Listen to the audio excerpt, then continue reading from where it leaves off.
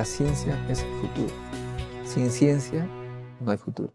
Hola amigos, soy Modesto Montoya, director y conductor del programa Encuentro con la Ciencia, un programa que promueve la educación, la ciencia, la tecnología y la innovación a través de entrevistas con sus protagonistas. En esta oportunidad estamos con el ingeniero Mesías Guevara, que ampliamente conocido en el mundo de la ingeniería, las ciencias, la política.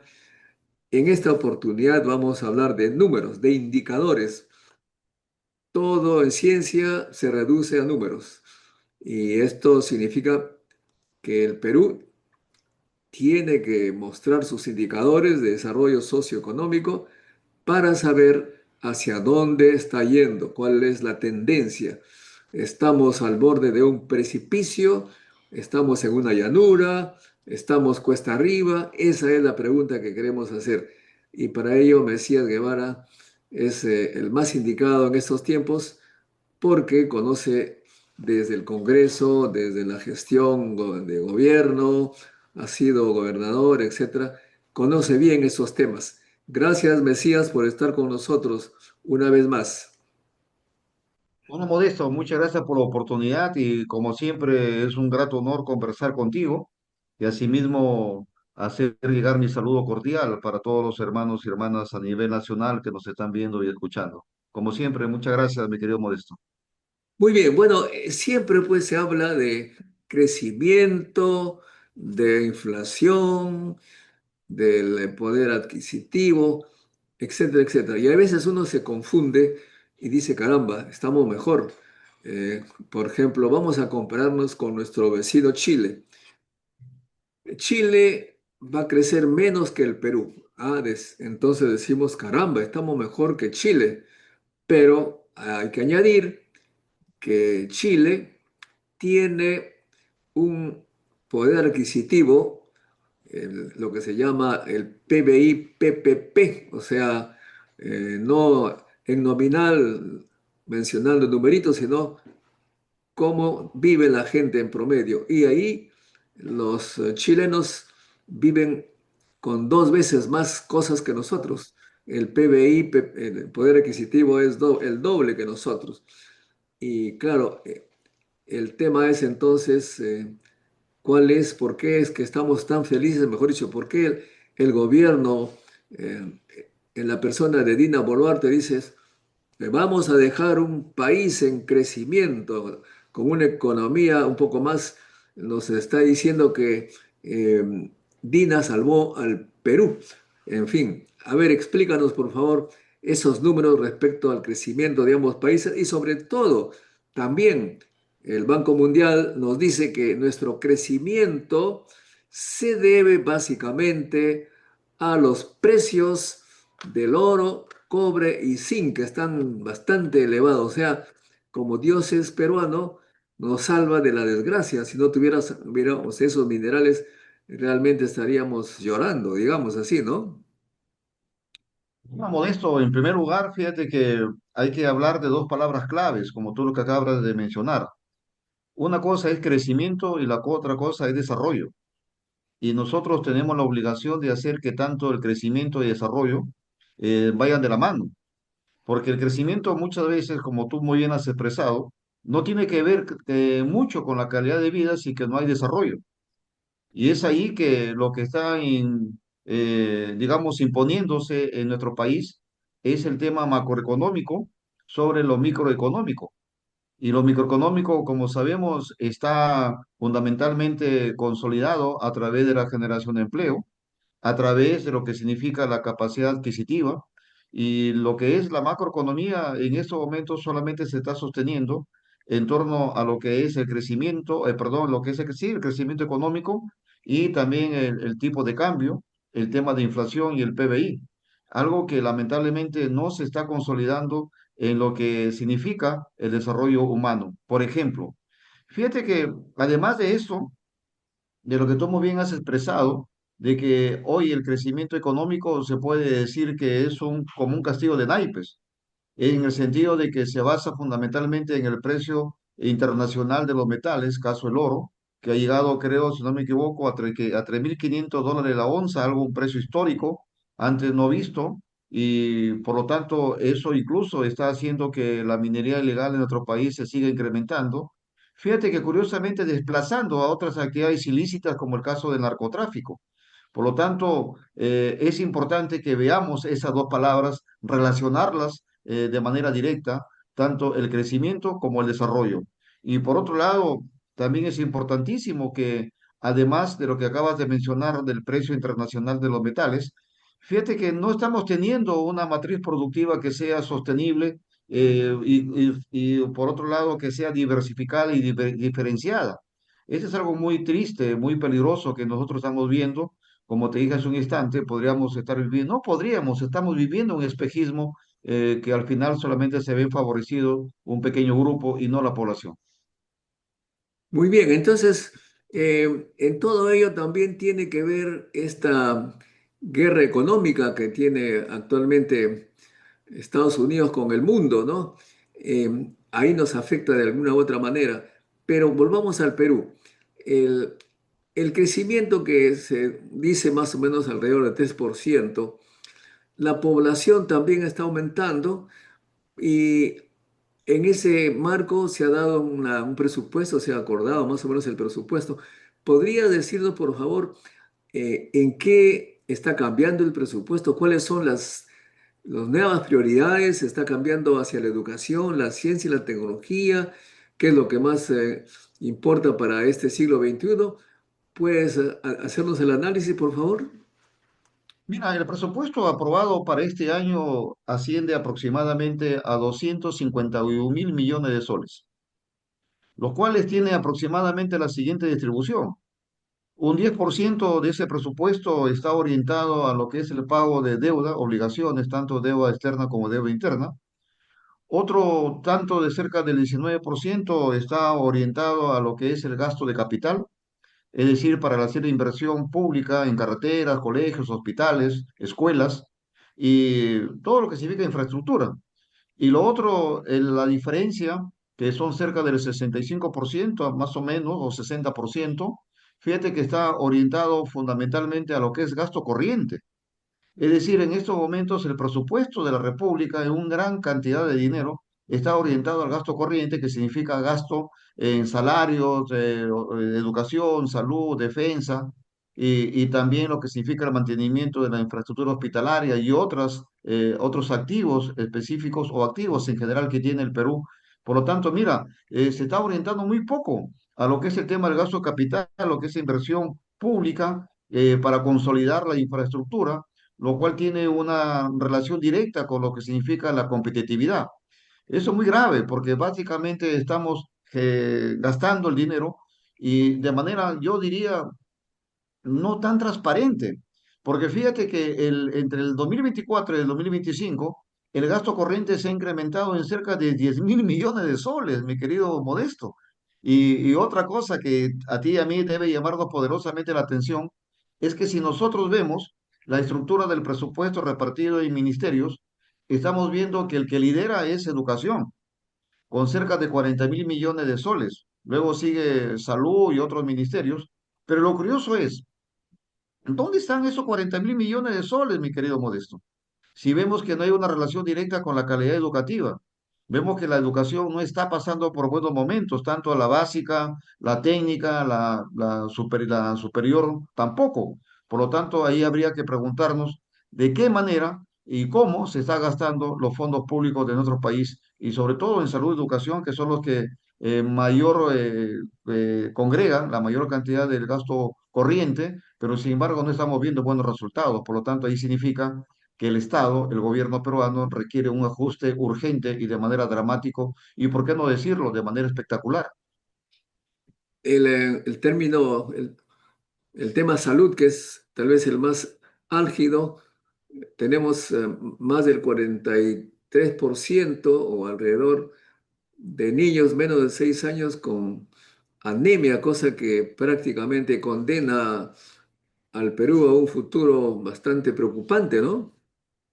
Sí, y fíjate que mira, yo creo que el Perú, la gestión pública, requiere hacer una gran transformación, eh, una gran transformación de lo que significa una reforma profunda. Por supuesto, hecha con ingeniería de alto nivel, ingeniería de procesos, que esté incluso gestionado por sistemas expertos, como lo que es la gestión de la inteligencia artificial, para poder definir las funciones del Estado. Fíjate que no podemos tener, hasta ahora son 19 ministerios, de lo cual muchos de ellos están convirtiéndose en drenes, por donde está drenando de manera muy irresponsable y sin transparencia lo que son el manejo de los fondos públicos. Yo creo que un ministerio o el Estado debería de trabajar máximo con 10 ministerios, por no decir 9, y crear uno nuevo que tú y yo siempre hemos seguido discutiendo, que es el Ministerio de la Ciencia, la Tecnología y la Innovación, lo cual deberíamos de ahí fusionar algunos ministerios y crear uno más. Fíjate que acá tú y yo venimos de la ciencia y también de los estudios de lo que significa la parte de lo que es la dirección estratégica. Deberíamos de hacer un enfoque ecléctico para hacer la gran transformación del sector público. Por ejemplo, combinando los paradigmas de la nueva gestión pública, lo mejor de la teoría de la agencia, lo mejor de la economía de costo-transacción y la gobernanza estratégica. De cuál manera podamos redefinir la gestión pública precisamente para evitar lo que hoy está ocurriendo, un mal manejo de los fondos públicos sin transparencia y, ¿por qué no decirlo?, con mucha corrupción. Con mucha corrupción, efectivamente, por todos lados.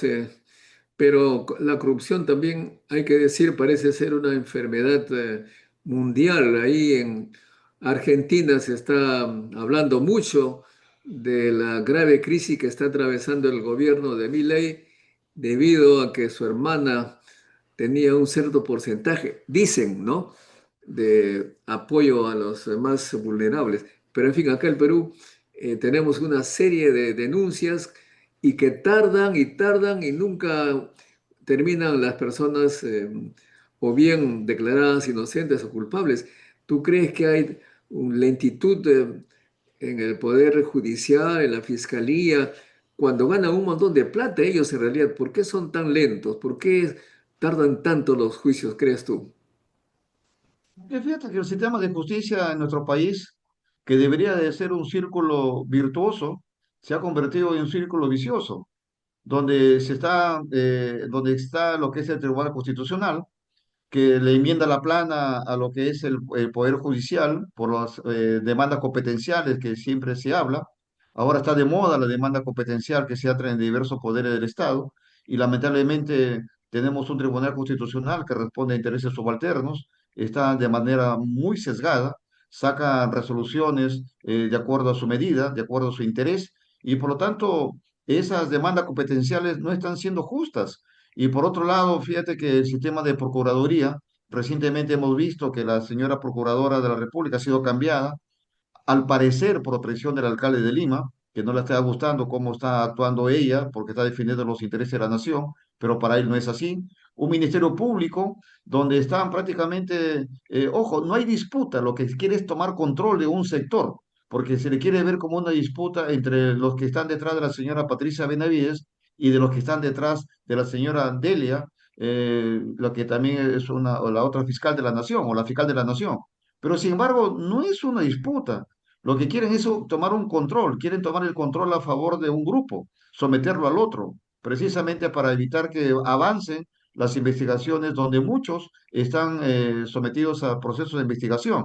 Y por otro lado, tenemos una Junta Nacional de Justicia donde en lugar de ser la gran institución que busque lo mejor del país para que sean magistrados titulares, ojo, tanto del Ministerio Público como del Poder Judicial, eso no está ocurriendo. Y por otro lado, tenemos un Congreso de la República que también debería de ser fiscalizador a través de la Comisión de Fiscalización y Control y también a través de la Subcomisión de Acusaciones Constitucionales, tampoco está ocurriendo. Es decir, todos esos engranajes que estoy mencionando deberían de trabajar de manera sincronizada, pero no es así. Y están haciendo que los procesos se extiendan, están haciendo que muchas de la justicia, fíjate que hay miles de peruanos y peruanas que están en prisión sin tener sentencia alguna. Eso no puede ser posible. Y curiosamente ahora el ministro de Justicia y la señora presidenta, la señora Boluarte, están pensando en construir penales cuando eso no es la solución. Acá hay que mejorar el sistema de justicia, acelerar, como tú viniste, los procesos y no hacer que eso se convierta en unas calendas griegas. Claro, pero por otro lado, el déficit fiscal es preocupante, sobre todo porque aquellos que deciden se están elevando los gastos corrientes de grupos que son los que apoyan al gobierno, no tanto aquellos que producen más y dan posibilidad de un futuro como es la educación, pero a los jueces, sobre todo a los militares, a la presidenta que ahora gana 35.000 soles. O sea, se reparten los presupuestos, el dinero de los peruanos de una manera muy particular, personalísima. No piensan, creo yo, en cómo desarrollar el Perú, sino cómo me llevo la mayor parte a mi casa. ¿O me estoy equivocando? No, eso es lo que viene ocurriendo. Incluso fíjate que no solamente eso. Estaban, como te dije hace un momento, el gasto corriente se ha incrementado de manera dramática. 10.000 millones de soles entre el 2024 y el 2025, que significa un presupuesto, un incremento del presupuesto de aproximadamente 4,7%, lo cual, sin lugar a dudas, esto significa de que se está gastando los recursos, por eso te decía, sin transparencia. Y por otro lado, fíjate que en sentido contrario, que la recaudación tributaria, que es aquella que va a permitir precisamente, digamos, financiar estos gastos corrientes y también el gasto de capital. ¿Qué es lo que ha hecho el Congreso? Simplemente está exonerando, haciendo exenciones tributarias, por ejemplo, para los agroexportadores, también ha puesto para las peluquerías, para los restaurantes. Es decir, por un lado, genera un forado y por otro lado, simple y llanamente gastan por doquier. Y por otro lado, también el Congreso de la República, con el beneplácito y el apoyo del Tribunal Constitucional, lo que ha hecho es simplemente, ¿qué te digo?, darle la capacidad de gasto, la iniciativa de gasto, antes que el Congreso no tenía. En la Constitución del 79 y del 93 no hay iniciativa de gasto. Antes sí había. En la Constitución del año 1933 Con que el se dio en la época de beneplácito. Sánchez Cerro, sí había lo que era la iniciativa de gasto, en la que incluso los diputados y senadores de ese entonces, mi querido Modesto, caminaban con su chequera, diciendo, pues los iban a sus pueblos, y venía una profesora, ¿sabe qué? Quiero 10.000 soles para mejorar mi colegio, toma el cheque. Eso se eliminó en la Constitución del 79. Claro, ahora no usan cheques, pero sí lo hacen a través del llenado de proyectos que los congresistas no tienen capacidad de gasto, no tenían. ¿Y quién les ha dado? ¿Quién les ha refrentado? Le ha refrentado el Tribunal Constitucional. Bueno, y también como tú señalas, la transparencia está cada vez más eliminada, más borrada, ninguneada. Estos días nos hemos enterado que Contraloría estaba observando cosas raras en unos gastos del ejército y al día siguiente es declarado todo secreto, que nadie debe meterse en esas cosas. ¿Eso tú crees que huele mal o tiene una base que los secretos militares del Perú pueden ponernos en peligro ante una amenaza externa? Mira, sin ir más allá de lo que significa que no desatendamos lo que es la parte de la geopolítica, porque eso es algo, es una tarea básica que todos los países y los estadistas y políticos y ciudadanos en general siempre debemos estar atentos a la geopolítica. Pero eso no significa que dé rienda suelta a ciertas actividades y financiamientos que no estén sustentados. Por ejemplo, ¿por qué puede ser, hasta ahora no entendemos lo que viene ocurriendo en el BRAE, que sea secreto militar o secreto de Estado? Cuando en el Braille eso hace tiempo ya debió haber estado solucionado por los vestigios que existe del terrorismo, pero sin embargo eso lo tienen como secreto de Estado. Es algo que el consumo de la gasolina, que muchos generales y algunos oficiales han caído, e incluso han estado en prisión, es lamentable que ello venga ocurriendo, pero no me digan que eso es secreto de Estado, que eso es cuando todo el pueblo debe saberlo El pueblo debe saber o la ciudad debe saber cuánto gasta un gobierno regional, cuánto gasta un gobernador, un ministro, la propia presidenta, e incluso funcionarios de las universidades en la que tú también estás muy activo en la prestigiosa y digna Universidad Nacional de Ingeniería. Entonces, todo eso, por ejemplo, tiene que ser con absoluta transparencia, ¿no? Efectivamente. Ahora, volviendo a la parte económica, los minerales son efectivamente cruciales para nuestro país. No tenemos productos con alto valor agregado, por lo tanto sobrevivimos.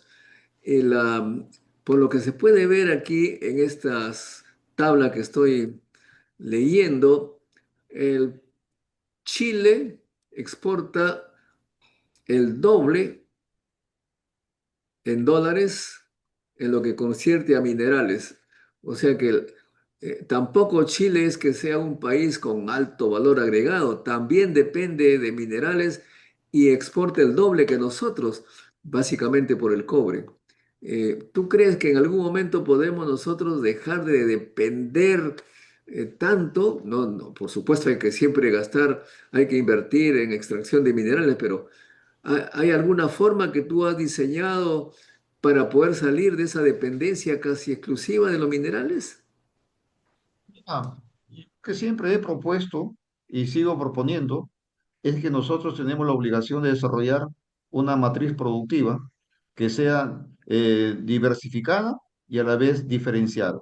Una matriz productiva que nos genere una ventaja competitiva y que esa ventaja competitiva, que te digo, tenga que sustentarse en lo que es la ciencia, la tecnología y la innovación, precisamente para que nos dé ese valor añadido y hacerlo en el corto plazo. Hay algunas actividades que sí se pueden hacer en el corto plazo. La transformación productiva es fundamental. Por ejemplo, hay que apoyar mucho a la agricultura, pero no solo a la agroexportación, sino también a la agricultura familiar donde ahí hay gran cantidad de mano de obra, incluso en condiciones muy precarias. La agricultura familiar está muy abandonada y ahí se podría generar lo que es una gran exportación también de alimentos para otros países. Y por otro lado, fíjate que no se está manejando de manera adecuada a nuestro rico mar. El mar, que es el mar de todos los peruanos, no está manejado de manera estratégica. Y por otro lado, si hay una actividad que en el cortísimo plazo no puede dar réditos para nuestro país, es el tema de la industria de la mente, es decir, lo que significa la industria del software, aplicativos, y eso se requiere en todo el mundo, y ese es el camino que siguió la India, y que luego también ha seguido la China, y por supuesto antes lo siguió Japón y Corea del Sur. Por lo tanto, tenemos que apostar mucho por lo que es el tema del talento humano, y por supuesto hay que ser conscientes. ¿A quién hay que apostar en el corto plazo? Para mover la matriz productiva, ese es en los institutos superiores tecnológicos, en los CEPROS y también en las universidades. Y por supuesto, yo sí apuesto por la generación del conocimiento. Fíjate, donde la gran revolución del país tiene que darse en las universidades. Tú recordarás, mi querido Modesto, que cuando Arquímedes dijo, dame un punto y moveré el mundo. Entonces, acá lo que hay que decir, danos un punto y moveremos la transformación productiva del Perú. Y ese punto, sin lugar a dudas, o son las universidades. Claro está, hay que convertirla, hay que apoyarla, hay que profesionalizarla y hacer que se convierta en el instrumento de la gran transformación productiva del Perú. Bien, entonces, ahora también la agroexportación parece que se le está dando bastante facilidades. El gobierno apoya ha promulgado esta ley que todavía sigue apoyando por no sé cuántos años más a la agroexportación. ¿Eso tú lo ves positivo? Algunos piensan que no debería ser así tanto tiempo. Y ahí el tema tributario, ahí hay un debate, según dicen, con ese tema, cuando yo hablaba con expertos ahí, incluso del Ministerio de Economía y Finanzas, yo les decía, "Oye, ¿cómo puede ser posible que ustedes quieran aprobar ese tema?" Y me dijeron que hay corridas económicas, econométricas, donde según ellos dicen que equivaldría porque generaría mayor tributación. Yo en el corto plazo no lo veo. Incluso ya ha generado un forado, o va a generar un forado, por ejemplo, el ANIN, que es la que reemplazó a Reconstrucción con Cambios. Fíjate que ya hasta junio, o sí, junio de este año, ya había gastado todo y quería 136% adicional de su presupuesto y sin embargo el Ministerio de Economía y Finanzas dijo que no. que no hay dinero. Pero ¿cómo va a haber dinero si han generado un forado? Y siguen generando forados en lo que es el tema de la recaudación tributaria. Por eso, y ahí está metido lo que son los agroexportadores. Una medida temporal la han convertido en una medida permanente. Y por otro lado, también no están tomando en cuenta los derechos de los trabajadores que no están recibiendo lo que significa la parte de los derechos laborales que les corresponden. Es decir, tiene sus bemoles, pero en lo general considero que debió y debe ser una medida temporal y no permanente. Ya maduró la agroexportación, ha generado muchos recursos para el Perú, es cierto, pero también hay que tomar en cuenta que tienen que tributar lo que le corresponde. Recordemos, mi querido Modesto, al César lo que es del César.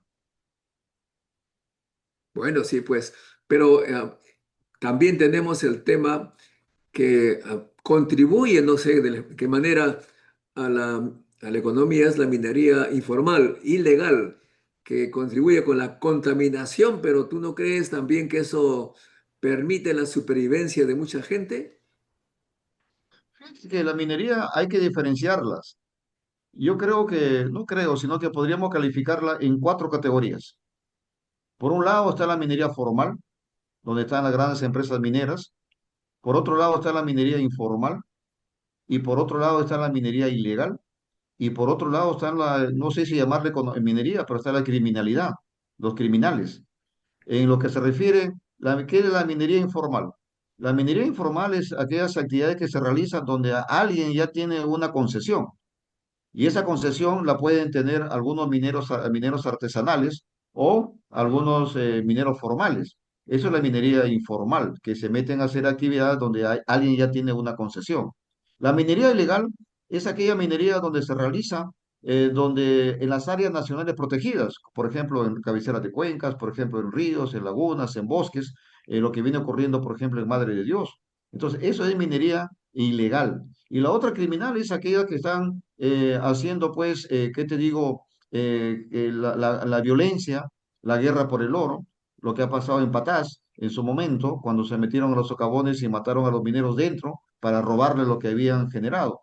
Por lo tanto, esa calificación, en primer lugar, hay que verlo. Que genera movilización, sí, pero fíjate que no está, ahí deberíamos de utilizar la trazabilidad, el blockchain.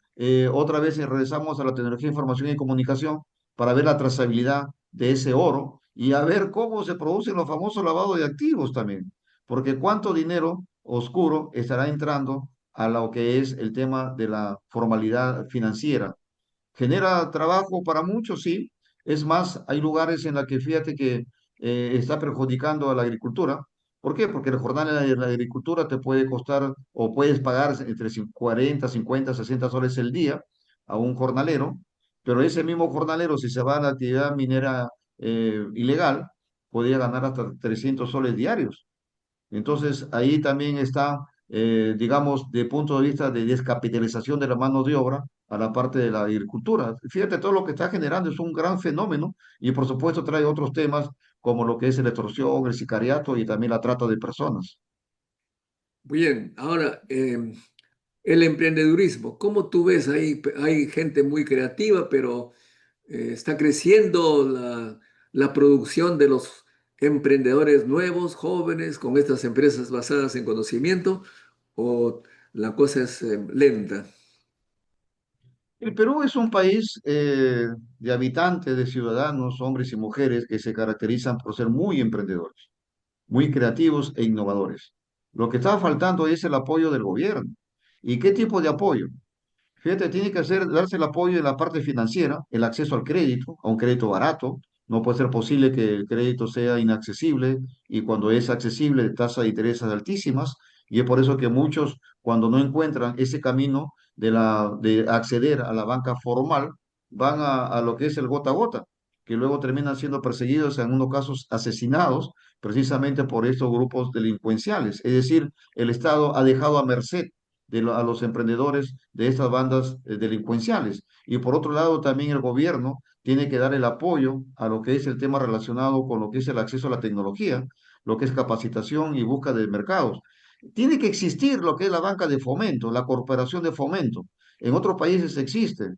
Tú has estado también en Asia, mi querido Modesto, con seguridad en Europa mismo. Por ejemplo, en Corea del Sur existe lo que es el doctor PYME, donde ahí apoyan a todos los emprendedores. La pequeña y mediana empresa y la MIPE son el sostén, son la malla del desarrollo nacional, donde ahí se crea puestos de empleo, puestos de trabajo, se genera la economía, se genera lo que es el crecimiento del PBI, y por lo tanto es ahí donde debemos de apostar, pues, con una banca de fomento. ¿Qué existe en el Perú? Existe lo que es el COFIDE, que es una banca de segundo piso, antes existía la banca de fomento, donde estaba el Banco de Industrias, el Banco Industrial, perdón, donde apoyaban a la pequeña y media empresa. Entonces, eso hay que hacerlo que regrese.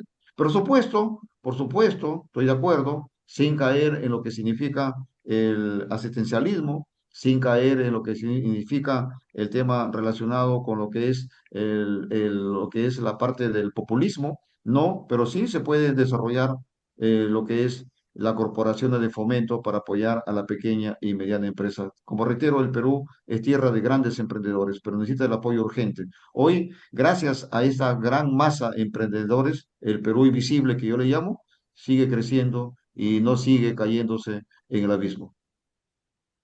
Ahora, en la Constitución se plantea que el Estado pues tiene como fin proteger al ser humano, es el ser humano lo que genera la necesidad de un Estado. Pero en estos tiempos, aparentemente el Estado más se aferra a lo que significa el poder político y no a los seres humanos comunes y corrientes, en el sentido, por ejemplo, que los derechos humanos están siendo prácticamente banalizados. Eh, Nos queremos salir, bueno, el gobierno quiere sacarnos de la Corte Interamericana de Derechos Humanos porque esto dice no nos permite ser autónomos. Autónomos aparentemente significa que el Estado, el poder, haga lo que quiera con los seres humanos y nadie tiene derecho a reclamar porque el Estado tiene siempre la razón. ¿Tú estás porque el Perú se retire de esta corte?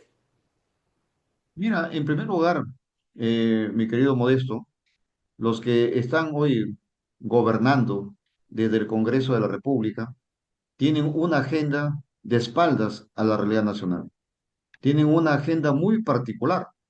Responden a sus propios intereses personales y responden a buscar impunidad y a seguir favoreciéndose del erario nacional. Es decir, hay un péndulo entre el saqueo de los fondos públicos y lo que es el tema de la impunidad. Y es en esa agenda para que ellos les permita trabajar con mucha libertad y hacer realidad ese proyecto maquiavélico que no tiene nada de interés nacional. Ahora pretenden sacarnos de la Corte Interamericana de Derechos Humanos, precisamente para garantizar esa impunidad. En lo personal, yo no estoy de acuerdo. Es un error gravísimo.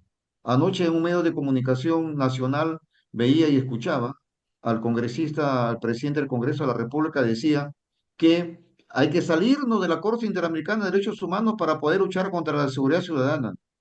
Oye, ¿qué es eso?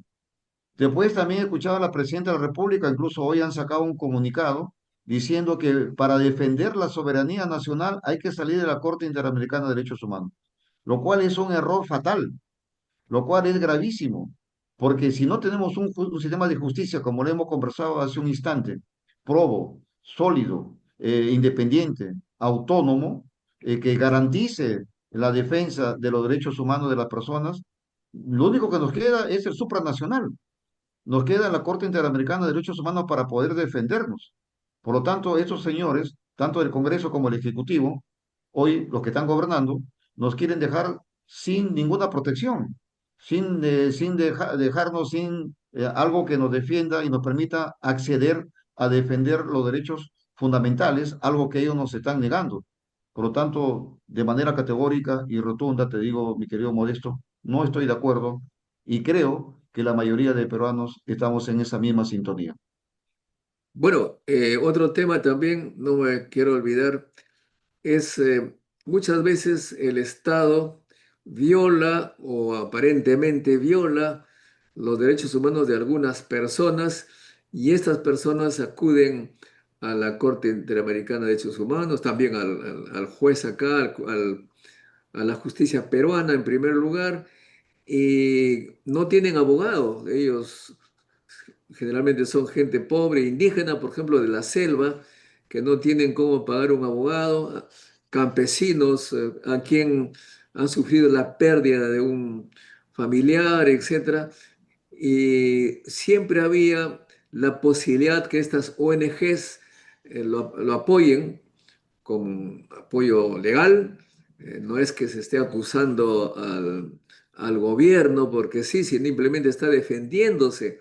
Y si el Estado no ha cometido nada malo, pues saldrá limpio de polvo y paja. Pero el gobierno penaliza a las ONGs que defienden a las personas que se ven o creen haber sido violadas en sus derechos humanos. ¿Tú también estás de acuerdo o no estás de acuerdo con esa idea de penalizar a los abogados que defienden a las personas contra posibles violaciones de derechos humanos? Mira, toda persona, según la Constitución, tiene derecho a la defensa. Toda persona tiene que defender sus derechos y sobre todo su inocencia. Y más aún cuando han sido conculcados sus derechos fundamentales, tiene que tener derecho a la defensa. Y muchas veces, como tú bien lo expresas, hay personas, no solo de las zonas rurales, también de las zonas urbanas, que no cuentan con los recursos suficientes para contratar a un abogado. Y es ahí que estas ONGs cumplen un rol muy importante. En su momento me pronuncié en contra de la ley que incluso la ha promovido el Fujimorismo con los ultraconservadores del Congreso de la República, que ven fantasmas por todo lado. Lo que pasa es que ellos, su accionar que ellos tienen, es el accionar de una actitud dictatorial que creen de que ser mano fuerte es ser dictadores, cuando tú puedes ser recto, puedes ser disciplinado, puedes ser estricto, en apego estricto de la ley y la Constitución. Para eso son las normas, para eso son las leyes, sin violar los derechos fundamentales. Fíjate que incluso en estos momentos ellos nos están llevando o pretenden llevarnos a quitarnos de la Corte Interamericana de Derechos Humanos a algo que ellos critican. Ellos critican a lo que es Venezuela, a lo que es Nicaragua, a lo que es Cuba, donde ellos no están en la Corte Interamericana de Derechos Humanos, pero sin embargo ellos nos quieren llevar a ese mismo nivel. Es decir, la incoherencia en su máxima expresión. Hay que seguir defendiendo los derechos de las personas y sobre todo de los más desfavorecidos. Pero parece que este gobierno tiene una actitud, no sé si desafiante, provocadora, o como dicen en términos coloquiales, nos dicen jocolete, jojolete, nos sacan cachita. Señor Santibáñez, que quiere sacarnos de la Corte Interamericana de Derechos Humanos, se va a una reunión sobre derechos humanos aprobado con permiso de un juez. ¿No te parece eso algo muy particular, muy curioso, por decirlo menos? Y claro, por eso te decía la incoherencia, la incongruencia y lo que es el círculo vicioso. Podemos tener un ministro de justicia que esté investigado por el sistema de justicia, tanto por la fiscalía como el Poder Judicial. El Poder Judicial en su momento dictó la prohibición de su salida del país y un juez ha tenido que darle el permiso temporal para que pueda salir. Pero ahí nomás no queda la historia. Él va a un evento internacional y un comisionado de la Corte Interamericana de Derechos Humanos le dice en su cara, le ha dicho, oiga, ¿sabe qué, señor?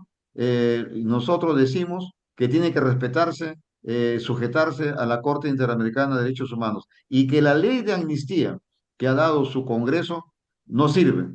Y nosotros autorizamos a los jueces que actúen de acuerdo a la convencionalidad, es decir, a las convenciones internacionales que el Perú ha firmado, como el caso de la Corte Interamericana de Derechos Humanos. Es que en su propia cara le han dicho, ¿sabe qué, señor?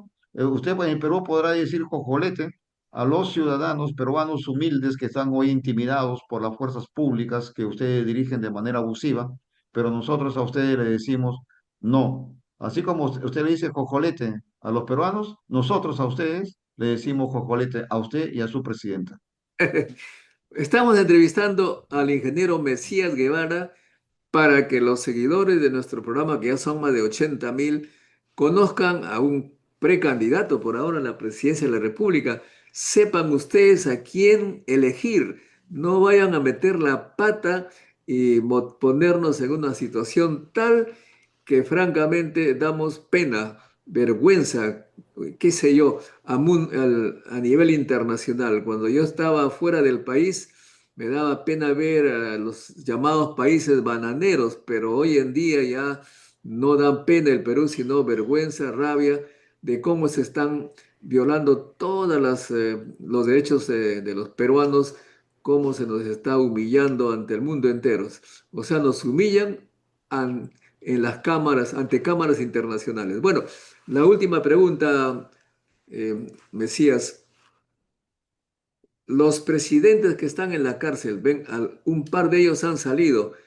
¿Cuál es tu opinión? Algunos pretenden decir pues que vamos a amnistiar a todos para que no haya problemas, porque algunos han sido puestos así por motivos no muy claros.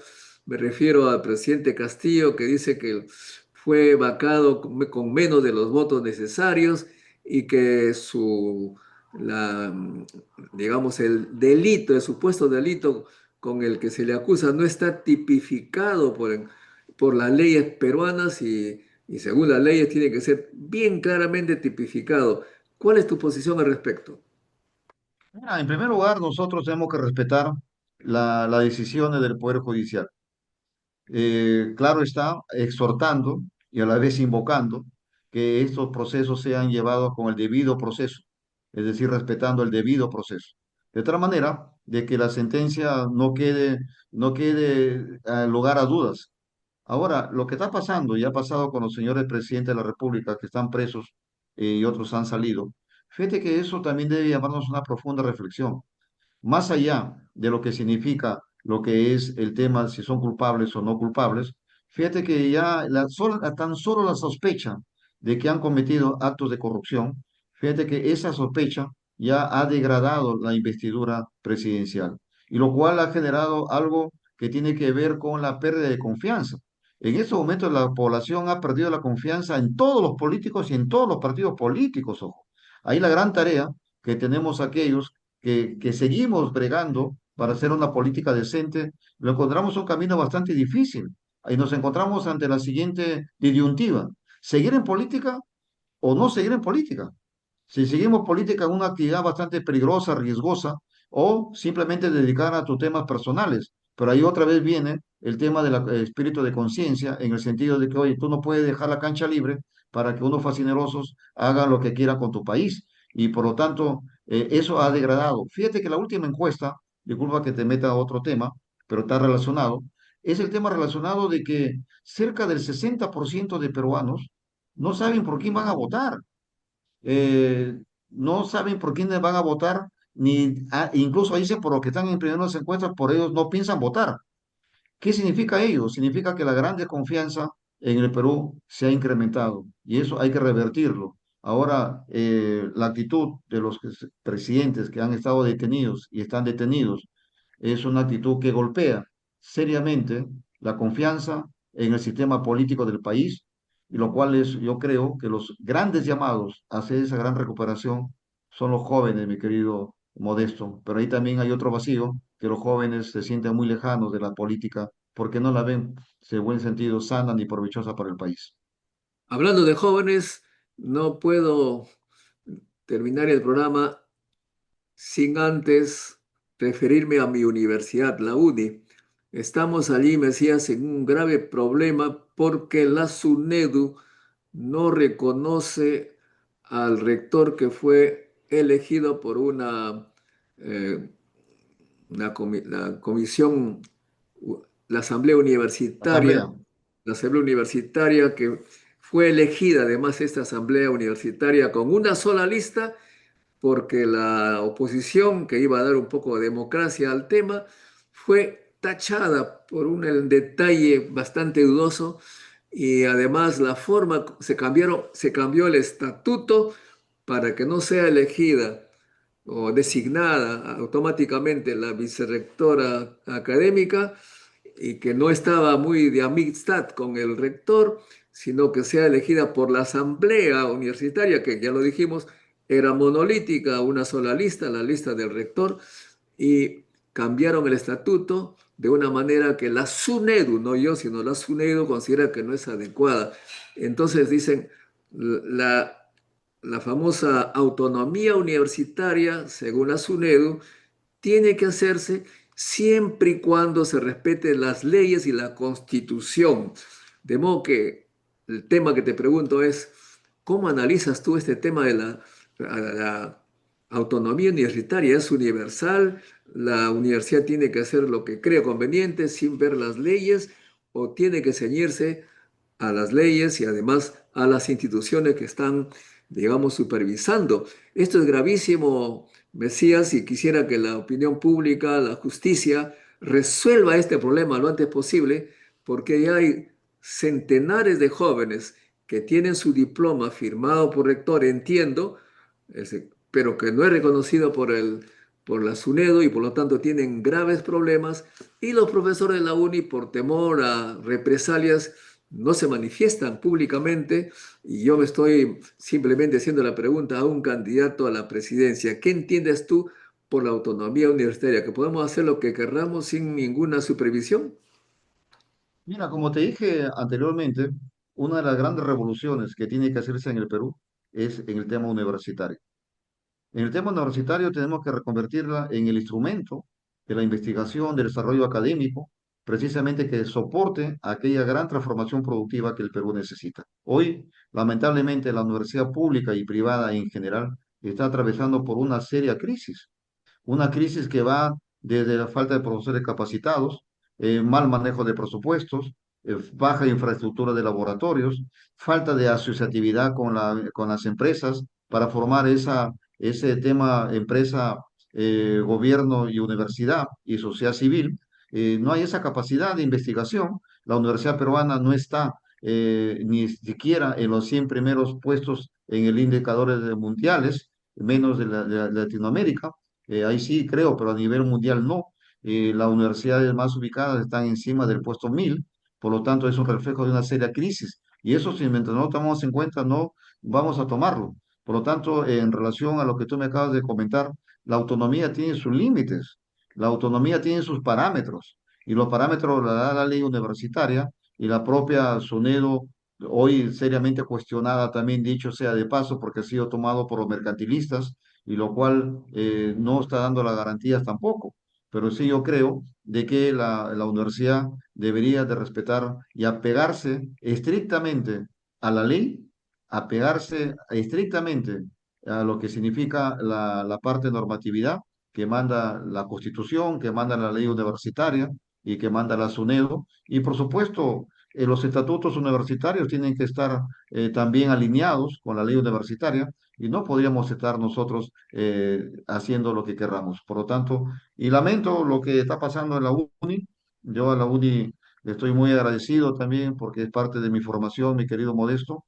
La UNI yo hice mi segunda especialidad en ingeniería económica y la verdad que gracias a la formación que me dio la UNI en este campo, también he podido desarrollarme como profesional y lamento lo que está pasando y invoco a las autoridades, invoco a los profesores y a los alumnos también para que puedan tomar, ¿qué te digo? Cortar lo que hoy está sucediendo en el corto plazo, porque la UNI es de todos los peruanos y es orgullo nacional.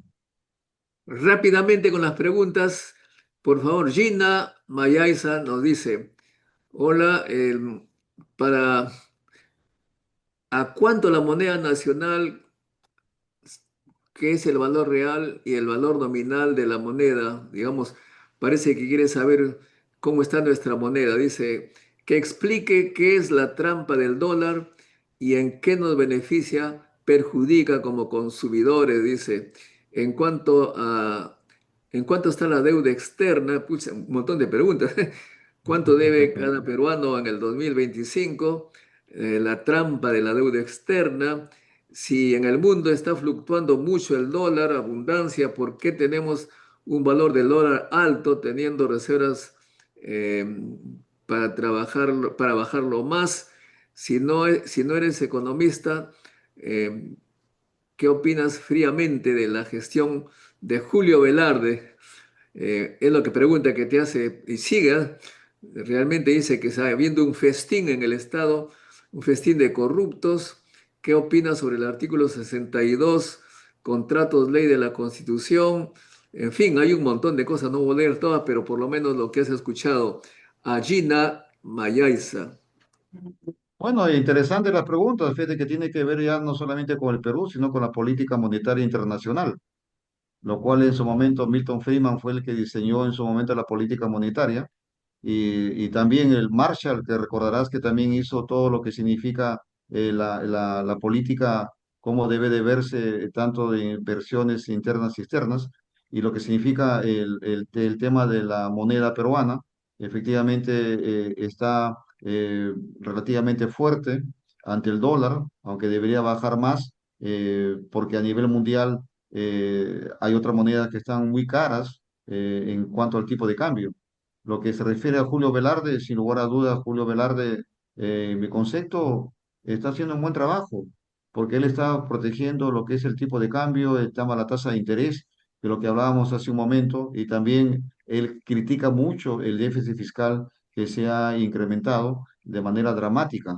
Y fíjate que Julio Velarde está próximo a jubilarse, y lo cual creo de que ha hecho y está haciendo un buen trabajo que hay que ser hidalgos, hay que reconocer. Y lo que significa el dólar a nivel mundial, ya sabemos de que está tambaleando desde el punto de vista también geopolítico.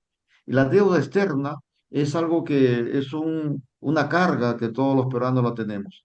Una carga de que lamentablemente se sigue incrementando, el endeudamiento con los bonos soberanos se sigue incrementando. En su momento los bonos Brady, no sé si recordarás, que también con la tasa de diferencia con la que es el Federal de Estados Unidos, el tipo de cambio, perdón, el tema de los bonos soberanos, y por lo tanto el endeudamiento externo, incluso yo lo diría que es parte de un colonialismo financiero, el endeudamiento.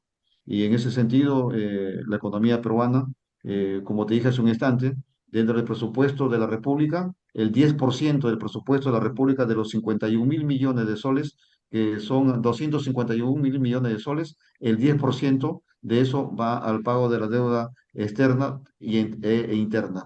Eso es lo que hoy tenemos, mi querido Modesto. Muy bien, Coro Valdivia desde Estados Unidos nos saluda. Buenas noches, dice, pero añade una palabra que Voy a chupar. voy a leerla. Dice, estamos jodidos acá en Estados Unidos. Bueno, no sé, otro día nos contarás, estimado señor Valdivia, cómo están en Estados Unidos. Vamos a ver con preguntas de Juan M. Ledesma. Buenas noches, ingeniero Guevara.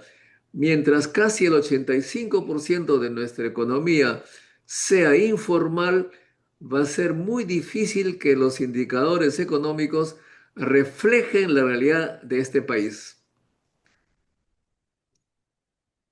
A ver, tu Eso opinión. es muy cierto, mi querido Modesto. Fíjate que yo hablaba de un Perú invisible. Y fíjate que hay un Perú formal, informal y legal, y a la vez un Perú invisible. Pero como es la economía, son la informalidad. Ahora, incluso yo no estoy de acuerdo que se les hable de manera peyorativa. Se habla de los informales, y de manera peyorativa, cuando son ellos los que muchas veces mueven la economía y se generan su autoempleo. Además, los informales, llamados así, los emprendedores informales, pagan impuestos, por ejemplo, el impuesto del IGB, el impuesto selectivo consumo, que viene en los combustibles, que viene en el IGB y que viene también, por ejemplo, en las tarifas eléctricas. Por lo tanto, hay que ser ingeniosos y capaces de ver cómo se trata la informalidad desde el punto de vista de la economía. La economía informal es la que está moviendo al Perú porque el Perú formal está de espaldas al Perú mayoritario. Jorge Luis 99 nos dice, ya que se habla de malversación de fondos públicos, la beca 18 financia a las universidades privadas, dejando de lado la universidad pública. Hay que acabar con el lucro en la educación. ¿Cuál es tu opinión? Mira, yo estuve recientemente, me invitaron a la Universidad Toribio Rodríguez de Mendoza, allá una universidad de mucho prestigio, una universidad pública, donde encontré con mucha gran satisfacción el nivel académico, de investigación y de formalidad de los alumnos y profesores y cumplimiento de las normas. Yo le preguntaba a las autoridades, le decía, por ejemplo, en la zona de Ucubamba, oye, ¿y cuántos alumnos tienes acá? Mira, tenemos tantos en economía, tantos en administración. Y le digo, ¿y por qué no incrementa la cantidad de alumnos? Entonces me decía que no incrementaba la cantidad de alumnos porque simplemente el presupuesto público no le permitía. Y sin embargo siguen creando universidades, cuando debería masificarse el ingreso a las universidades, sobre todo de calidad. Fíjate que no puede ser posible que con tanta infraestructura muy buena y con buenos profesores, con buenos laboratorios, se tenga pocos alumnos y sin embargo se esté dando potestad a ciertas universidades privadas, incluso las nuevas que han surgido prácticamente como carteles de hacer negocios. Por lo tanto, yo en lo personal considero que la educación pública tiene que fortalecerse en todos los niveles, de estimulación temprana, donde está el vientre de la madre, en la educación inicial, primaria, secundaria, técnica y lo que es la universitaria y no universitaria, ¿no? O sea que eso tenemos que hacer un gran esfuerzo, pero también tenemos que hacer las reformas adecuadas para que cumpla con su razón de ser. Bauer López Tucto dice, muy buena entrevista. El ingeniero Mesías Guevara conoce mucho sobre gestión pública, es lo que dice. Y Gina nos dice, yo pensé que era economista el entrevistado, por eso hice mis preguntas. Pero Mesías es un precandidato a la presidencia, tiene que saber de todo, hasta de física. No, no le voy a hacer preguntas de física, pero será en otra oportunidad. No, todavía, mira, fíjate que todavía me acuerdo, ¿ah? Todavía Por- fíjate que electromagnetismo, bueno, tú más sabes de radioactivos, ¿no? Pero a mí Sí, más sí, me sí. enseñaron electromagnetismo, campos uno, campo 2, lo que es la transformada de la Laplace, transformada de la Fourier, sé que algo podemos conversar, pero ya no tanto con tanta profundidad ya. Ok, bueno, los ingenieros electrónicos son los más cercanos a los físicos. Jorge Luis dice, doctor Montoya, ya que han hablado de ciencia y tecnología, es importante que se apoye a la universidad pública. Eso debería ser una política como en Brasil, México, Argentina, Colombia y Europa. Bueno, eso lo ha mencionado Mesías. Eh, bueno, acá alguien que se llama Abric dice, el Perú es un estado fallido, necesitamos una nueva constitución. Ahí está, tu opinión. Fíjate que la constitución actual ya es una constitución caduca, ya es una constitución que es más los que la defendían, los que defendían la constitución del 93, ellos mismos la han distorsionado, la han, ¿qué te digo?, cambiado a su medida. Por lo tanto, el Perú sí necesita una nueva constitución. Estoy de acuerdo. Lo único que sí creo que deberíamos de ponernos de acuerdo es cómo modificarla, y en qué momento hacer los cambios. Porque la pregunta es, ¿con esta clase política que hoy nos está gobernando, podríamos tener una mejor constitución de la que hoy tenemos? La respuesta yo creo que no, porque si nos vamos, claro, muchos me dirán, sí, Mesías, pero nos vamos a una asamblea constituyente, pero igual, con la manera como hoy se ha diseñado la elección, las reformas políticas electorales, no creo que tengamos gente adecuada o peruanos adecuados con buenos sentimientos y buenos ideales y transparentes para rehacer un nuevo contrato social. Que haya una nueva constitución, estoy de acuerdo. El tema está en qué momento hacerlo y cómo hacerlo, porque hoy está todo, como he dicho, estamos rumbo a ser un estado fallido. Hay que evitar que eso ocurra. Alejandro Guerra dice, ¿por qué los países asiáticos han desarrollado más que los países latinos? Lo que pasa es que lo que los países asiáticos dirigieron su desarrollo en torno a lo que es la parte del pensamiento estratégico y no operativo. Países latinoamericanos hemos seguido el camino de lo que es la parte de los recursos naturales, mientras que los asiáticos siguieron el camino de la tecnología. Ellos planificaron, por ejemplo, Corea del Sur, después de la guerra que tuvieron entre Corea del Sur y Corea del Norte, allá por los años 50. Ellos desarrollaron un plan prospectivo de 50 años hacia adelante. Ellos ya tenían planificado en qué momento iban a construir autos, en qué momento iban a competir con los japoneses, en qué momento iban a competir LG con Sony. Ellos ya sabían en qué momento iban a construir lo que significa los celulares. Fíjate que el año 2003, 2004 más o menos tenían cerca de 60.000 ingenieros y PhD de alta formación tecnológica en ingenierías y en ciencias duras. y por lo tanto ellos planificaron, hicieron prospectiva y construyeron su propio futuro, algo que los países latinoamericanos, lamentablemente, eso no ha ocurrido y no está ocurriendo. Efectivamente. Bueno, acá en este programa todos están invitados, pero por alguna coincidencia, alguna, digamos, tendencia, aquellos llamados de derecha no quieren contestar preguntas sobre ciencia y tecnología. Es una cosa curiosa, la propia señora Keiko nunca pronunció la palabra ciencia y tampoco aceptó ser entrevistada sobre el tema. Bueno, entonces no es que nosotros estemos acá cerrando la pantalla a las personas, simplemente hay algunas que no quieren saber nada con la ciencia y tecnología, que es lo que precisamente permitió a China ser ahora una gran superpotencia. Deng Xiaoping en el año 1980 o 78 lanzó lo que llamó las cuatro modernizaciones: modernización de la agricultura, modernización de la industria, la modernización de la ciencia y tecnología y la cuarta, la defensa. Bueno, ok, seguimos antes. Vamos a ver acá. Gina nos dice, pregunta de millón. ¿Como candidato gobernarás con esta constitución? ¿Hará varias reformas? ¿Una nueva o regresarás a la constitución del 79? Bueno, ya lo ha respondido, me parece que apuesta por una nueva constitución. ¿Es cierto? Sí.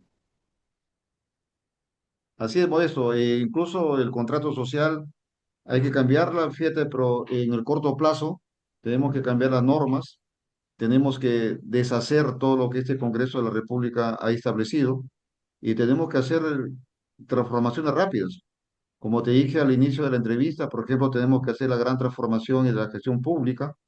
Yo apuesto por un modelo ecléctico, donde dije también, y repito, apuesto por combinar lo mejor de cuatro paradigmas: el paradigma de la nueva gestión pública, el paradigma de la teoría de la agencia, el paradigma de lo que es la economía de costo de transacción y lo que es el tema de la gobernanza estratégica, lo cual nos ayude precisamente a tener una gestión que sea por resultados, una gestión que apueste por la transformación digital, una gestión que apueste por una descentralización pública real, por lo que es una gestión del talento humano que recoja los mejores profesionales y alumnos a la gestión pública.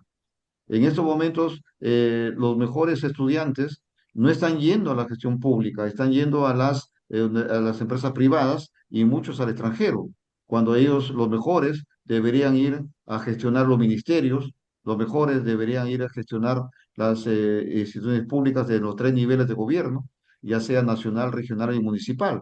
Por lo tanto, y la teoría de la agencia que nos da la facultad del relacionamiento entre el ciudadano y que es el principal y el agente que es el empleado, el funcionario o la autoridad, ya sea gobernador, alcalde, congresista o presidente de la República. Y eso hace que la gestión sea transparente y sin corrupción. Entonces, yo apuesto por ese modelo ecléctico, mi querido Modesto, y todos que nos están escuchando. Ok, ok, ya entonces ya respondiste la pregunta que venía después del lata de atún, se llama así. Si macroeconómicamente estamos bien como moneda fuerte, ¿por qué cambiar la constitución? ¿No es mejor modificar lo que está fallando? Bueno, más o menos ya respondió. Física con Chimse dice, somos un país primario exportador, país loser, perdedor, que no está invirtiendo en desarrollo. La pregunta, ¿en qué sucederá cuando se acaben los recursos? El gas se va a acabar en unos años. ¿Qué haremos? ¿Qué haremos, Mesías? Mira, fíjate que cuando hice mis estudios en la Universidad Nacional de Ingeniería, precisamente tratamos el tema de gas de camisea. Allá por el año 94 más o menos, donde veíamos que cuando tú sacas el gas natural, lo sacas a una planta separadora, y en esa planta separadora sale lo que es el gas seco y el gas licuado, el GLP, y salían dos tubos, la pregunta era, ¿qué hacemos con el gas seco? Ahí se planteó, de la UDI se planteó de que deberíamos de hacer la expansión eléctrica en base al gas de camisea. Pero también hubo un horizonte que se hizo, que los pozos de ahí de gases no eran eternos. Y por lo tanto, fíjate que nuestra matriz, digamos, energética ha ido cambiando, incluso hay otros impactos, como es el tema de lo que es el cambio climático. Fíjate que el cambio climático está afectando lo que es la generación eléctrica o hidroeléctrica, donde tú tienes que ahí que ver a grandes centrales hidroeléctricas, ahora ya no es predecible, porque hay momentos que cuando tú haces el estudio hidrológico, ves el tema del estiaje y el tema de las zonas húmedas o secas, para que puedas hacer a ver para que puedas saber el diagrama de carga. Entonces, sin embargo, eso ha ocurrido de que el cambio climático ha afectado a lo que es el tema de la generación eléctrica. Y por lo tanto, como ha dicho el amigo, el gas se está acabando, por más que se haya nuevas exploraciones, donde el costo a boco de pozo va a ser más caro de lo que ocurrió con el gas de Camisea, porque recordaremos, mi querido Modesto, que el gas de Camisea fue descubierto por la Shell, porque pensaban de que iba a haber petróleo, pero encontraron gas y el gas no les interesaba. Y por lo tanto la Shell invirtió ahí cerca de 200 millones de dólares y en ese entonces le dijo al presidente Belaúnde, no me interesa el gas, yo quiero petróleo, así que quédense con ustedes con ese gas. Ahora, por eso el gas de Camisea a boca de pozo es súper barato, mientras que los nuevos ya van a ser más caros. Y lamentablemente ese gas no se ha trabajado de manera adecuada. Ahora, ¿cuál es la alternativa? La alternativa es en realidad lo que significa la parte de energía limpias, que, solar, eólica fundamentalmente, en Cajamarca con la empresa Green Deal, fíjate que Green Energy, perdón, se construyó ahí en la zona de Chota, de Huambos. Cuando era gobernador tuve el honor de participar ahí y dar las facilidades. Es una inversión privada impulsada por el Ministerio de Energía y Minas. Se construyó en plena pandemia. Se generaron cerca de 37 megavatios de puro viento. Entonces es una alternativa eólica y solar y la geotérmica también. Es decir, que debemos ver por ahí cómo generamos, ampliamos la matriz energética de nuestro país. Muy bien, ya no voy a hacer preguntas, simplemente leo, Jorge Luis dice, ¿cómo cambiar la constitución si en el aparato público tenemos neoliberales y libertarios tanto en el MEF como el BCR? Ellos siempre se van a oponer. ¿Acaso es imposible cambiar la constitución de Fujimori? Bueno, nada es imposible. Muchas gracias, Mesías. Pregunta, ahora Gracias, sí, final. Modesto. Dime. No, muchas gracias, Modesto, por la entrevista, como siempre, y gracias a los amigos que nos han visto y escuchado, y también por las preguntas que me han hecho a través tuyo. Les felicito y les agradezco porque eso es también demostrar civismo y sobre todo preocupación por el desarrollo de nuestra querida patria, que es hermosa, grande y con mucha historia, y que nosotros debemos ser recíprocos, dando lo mejor de cada uno de nosotros. ¿Cómo va tu candidatura dentro del Partido Morado, que no me gusta mucho? Sí, me lo dijiste en su momento, pero ya en su momento conversaremos. Estamos trabajando, fortaleciendo el partido, estamos viajando, dando conferencias, fundamentalmente en la parte de la academia, fortaleciéndonos, aprendiendo. Yo soy un incansable peregrino, vengo viajando por todo el Perú, no de ahora, sino de mucho tiempo atrás, y creo de que conozco la realidad de nuestro país, y bueno, estamos a la espera de lo que diga la militancia del partido, a ver si nos dan esa responsabilidad de liderar en esa próxima. Fíjate, sería interesante participar, sobre todo pensando en ganar, sí, pero sobre todo, ¿qué te digo, Modesto? Discutir estos temas que tú muy bien los has puesto hoy en la agenda, porque si no hay un debate con este tipo de temas, de nada sirve que hablemos de política. Muchas gracias, Muchas Modesto, como gracias. siempre.